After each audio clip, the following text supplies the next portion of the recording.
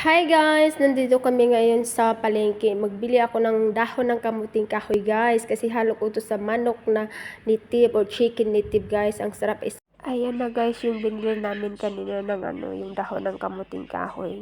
Ayan, ituktok namin. Ayan namin to na para siya, para maging pino. Parehalo namin sa manok na native.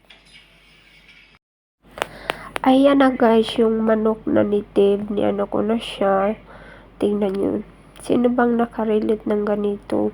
Guys, yung manok na native, dito sa sa apoy. Pero mas masarap talaga to pag sa mismong kahoy, tuno, tawag sa amin. Ewan ko ano yung tawag sa Tagalog. Masarap ito sa kahoy or uling. Ayan, bago siyang gawin ng soap. Kasi matamis-tamis yung soap niya pag ganituhin nyo muna bago nyo siyang gawing soap. Yan na guys, ang ating manok native o chicken native. Kaya ko na yan, gawin ng soap and then ilagay ang dahon ng kamuting kahoy. Ayan na guys yung manok na native, kumukulo na siya, ang bango.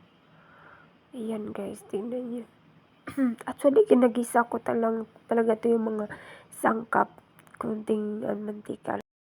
Ngayon na guys, naluto na yung manok. Ang next natin ilagay yung dahon ng kamuting kahoy na durog natin kanina. Yan na guys, nilagay ko na siya sa kasi luto na yung manok, malambot na yan. Tapos lang natin siya, pakulo na lang natin siya ng another 5 minutes. Saka natin siya Ayan na guys, luto na ang ating manok na chicken native soup with dahon ng kamuting kahoy.